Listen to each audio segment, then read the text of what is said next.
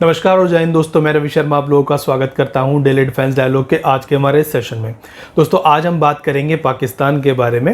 वैसे तो पाकिस्तान कुछ भी ऐसा नहीं बनाता जिसको वो एक्सपोर्ट कर सके एक्सेप्ट जाहिलों के और जिहादियों के। यही दो चीज़ें हैं जो कि वो पूरी दुनिया में एक्सपोर्ट करता है। कहीं भी टेररिस्ट अटैक हो, कहीं भी कुछ ऐसी घटना होती है तो वहाँ पर पाकिस्तानी कनेक्शन निकलता है। और पाकिस्तान के जाहिलों के बारे में तो आप आए दिन इंटरनेट पर कुछ क्लिप्स और कुछ वीडियोज़ देखते ही रहते हैं। बट कुछ एक दो चीज़ें अभी भी उसकी लिस्ट में शामिल हैं जो कि वो एक्सपोर्ट करता है, जिसमें सबसे बड़ा नाम आता है स्मॉल आर्म्स एंड एम्यूनेशन का।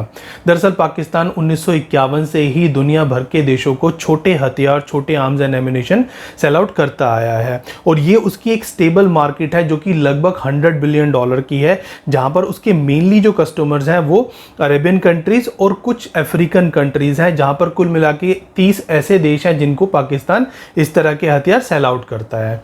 अब भारत पिछले कई सालों से अपनी डिफेंस प्रोडक्शन को, अपनी डिफेंस इंडस्ट्री को लगातार बढ़ा रहा है। इस साल 2024-25 में भारत ने लगभग $4 बिलियन का जो एक्सपोर्ट का लक्ष्य है वो सेट किया है और कहीं ना कहीं वो अचीव होता हुआ भी नजर आ रहा है। और आने वाले दिनों में 2030 तक भारत सरकार का लक्ष्य है कि हम इस 4000 करोड़ के आसपास का जो हमारा एक्सपोर्ट है इसको बढ़ा करके ले जाएं 50,000 करोड़ पे। और अगर 50,000 करोड़ हमारा पहुंच जाता है तो उस समय हम दुनिया की one of the largest defence production वाली कंट्री होंगे, जहां पर इतने बड़े एक्सपोर्ट्स जो हैं वो लार्ज स्केल पर किए जाते हैं। तो 50,000 करोड़ बहुत बड़ी चीज़ होती है। और बहुत सारे जो मेजर डिफेंस प्रोडक्शन कंट्रीज़ हैं वो इतना बड़ा स्केल का एक्सपोर्ट जो है वो कहीं ना कहीं मैनेज कर पाते हैं। तो इंडिया अब उस तरफ लगातार बढ़ रहा है। तो भारत ने यहाँ पर भी इस स्मॉल आर्म मैन्युफैक्चरिंग में भी यहाँ पर अपनी जो प्रोडक्शन है उसको इंक्रीज किया है। और कहीं ना कहीं पाकिस्तान की ये जो $100 बिलियन की जो सेफ माना जाता था कि ये पाकिस्तान की एक स्टेबल मार्केट है जिसमें पाकिस्तान का दबदबा है, उसको यहाँ पर भारत लगातार चैलेंज कर रहा है। और आने वाले दिनों में भारत पूरी तरह पाकिस्तान को यहाँ पर पछाड़ सकता है, जिसका एक एग्जाम्पल कुछ दिनों पहले हमने सऊदी अरब के केस में देखा था, जहाँ सऊदी अरब ने अब तक का सबसे बड़ा डिफेंस ऑर्डर इंडिया को दिया, जहाँ पर लगभग $225 मिलियन के छोटे हथियार भारत से सऊदी अरब ने खरीदे हैं। इसी तरह अफ्रीका के देश भी भारत से लगातार यहां पर कांटेक्ट कर रहे हैं, और जहां पर भारत लगातार उनके साथ छोटे आर्म्स की प्रोडक्शन और उसके एक्सपोर्ट को लेकर के लगातार बातचीत कर रहा है। अब अगर बात करें पाकिस्तान की, तो पाकिस्तान की एक फैक्ट्री है जिसका नाम है पाकिस्तान ऑर्डिनेंस फैक्ट्री। और ये स्टेट ऑन फैक्ट्री यानी कि पाकिस्तान की गवर्नमेंट की ही एक फैक्ट्री है। ये कुछ भारत में जिस तरह से ऑर्डिनेंस बोर्ड्स हैं उसी तरह से ये एक फैक्ट्री है जो कि छोटे हथियार, छोटे एम्यूनेशंस को डेवलप करती है। ये बहुत तरह के वेपन्स जो है बनाती है, जैसे कि ये एयरक्राफ्ट और एंटी एयरक्राफ्ट म्यूनिशंस बनाती है, टैंक और एंटी टैंक म्यूनिशंस बनाती है, मोटार, रॉकेट्स, आरपीजीज, इसके अलावा small arms, assault rifles, even जो क्लॉथ्स हैं आर्मी के वो भी ये डिज़ाइन एंड डेवलप करती है। तो बहुत तरह के जो छोटे प्रोडक्ट्स हैं वो ये फैक्ट्री बनाती है। इसकी शुरुआत 1951 में हुई थी, जो और ये ब्रिटेन की जो पुरानी फैक्ट्री थी, यानी कि ब्रिटेन ऑर्डिनेंस जो बोर्ड हुआ करते थे जो कि भारत में और पाकिस्तान में दोनों में हुआ करते थे, उन्हीं की कोलैबोरेशन से ये फैक्ट्री पाकिस्तान में एस्टेब्लिश की गई थी। और उसके बाद से इसने बहुत लंबे टाइम तक पाकिस्तान के एक्सपोर्ट्स को जो है, डिफेंस एक्सपोर्ट्स को स्पेशली जो है बहुत ज़्यादा कंट्रीब्यूट किया है। बहुत सारे छोटे छोटे हथियार अरब देशों को, स्पेशली सऊदी अरब और यूएई को जो है सेल आउट किए जाते थे। इवन अफगानिस्तान, क्रोएशिया और छोटे छोटे यूरोपियन कंट्रीज़ को भी, जैसे चेक रिपब्लिक है, उनको भी इस तरह के हथियार भेजे जाते थे। आज के दिन में भी पाकिस्तान के छोटे हथियार बहुत सारे देशों को जो है भेजे जाते हैं। फॉर एग्जांपल आपने कुछ समय पहले सुना होगा कि यूक्रेन में पाकिस्तान के शेल्स, पाकिस्तान के हथियार जो हैं वो यूज़ किए जा रहे हैं। तो इन सब कंट्रीज़ में पाकिस्तान लगातार अपने छोटे एम्यूनेशंस भेज रहा था और भेज रहा भी है आज के दिन में भी, क्योंकि ये मार्केट अभी पूरी तरह उसके हाथ से नहीं निकली है। कुछ हद तक भारत ने यहाँ पर सेंध ज़रूर लगाई है और यहाँ पर कई सारी चीज़ें ऐसी हैं जो कि अब भारत के फेवर में लगातार जा रही हैं।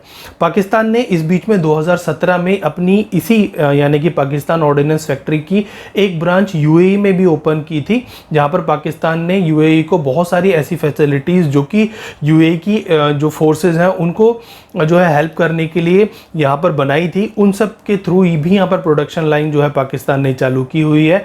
अब भारत ने यहाँ पर जब अपने एम्यूनेशंस को यहाँ पर दुनिया की मार्केट के अंदर पिच किया है, तो वहाँ पर भारत की जो एम्यूनेशंस हैं उनकी क्वालिटी पाकिस्तान के कंपैरिजन में काफ़ी ज़्यादा है।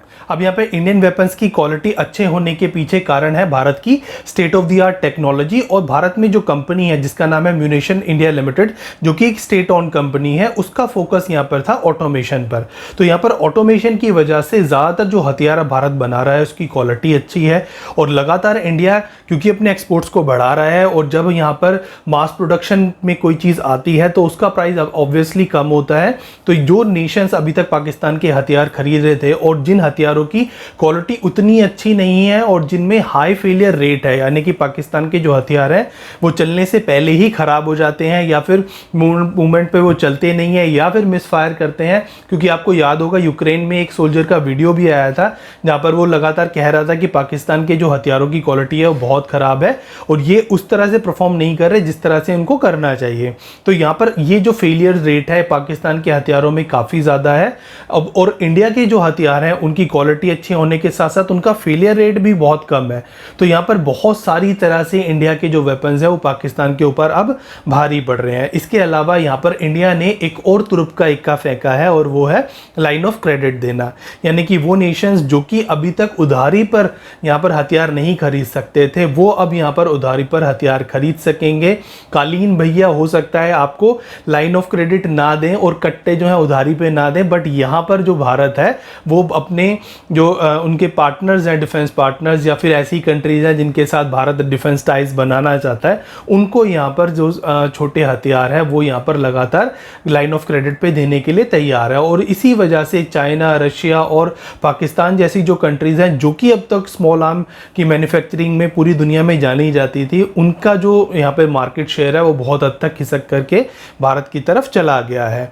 और यही सब चीज़ें हैं जो कि भारत को आने वाले दिनों में बहुत बड़ा डिफेंस एक्सपोर्टर बनाने वाली हैं। भारत लगातार उन चीज़ों पे फोकस कर रहा है। पिछले 10 सालों से पाकिस्तान की जो इंडस्ट्रीज़ हैं उनकी क्या हालत है ये हम सब जानते हैं, और पिछले 5 सालों में जिस तरह से भारत की जो डिफेंस इंडस्ट्री लगभग 20% के जो रेट ऑफ ग्रोथ है उससे लगातार बढ़ी है। हमारी जो डिफेंस कंपनीज़ के शेयर्स हैं जिस तरह से वो रॉकेट बने हुए हैं इस समय, वो पूरी दुनिया में दिखाता है कि भारत की जो डिफेंस सेक्टर है उसमें किस तरह की यहाँ पर ग्रोथ पिछले कुछ सालों में आई है, और ये ग्रोथ आने वाले 5 सालों में भी कंटिन्यू रहने वाली है। तो अब देखना होगा कि पाकिस्तान इस चीज़ का काट कैसे निकाल के लाता है, पाकिस्तान क्या करता है अपनी इस बची कुची मार्केट को बचाने के लिए। बट बहुत हद तक अब पाकिस्तान के बलबूते पर, अपने बलबूते पे ये काम तो नहीं कर सकता, हो सकता है वो चाइना की हेल्प ले, बट भारत यहाँ पर लगातार अपने एक्सपोर्ट्स को आने वाले दिनों में भी बढ़ाता रहेगा। अब इस सेशन को हम यहीं एंड करते हैं, कल आपके सामने फिर हाजिर होंगे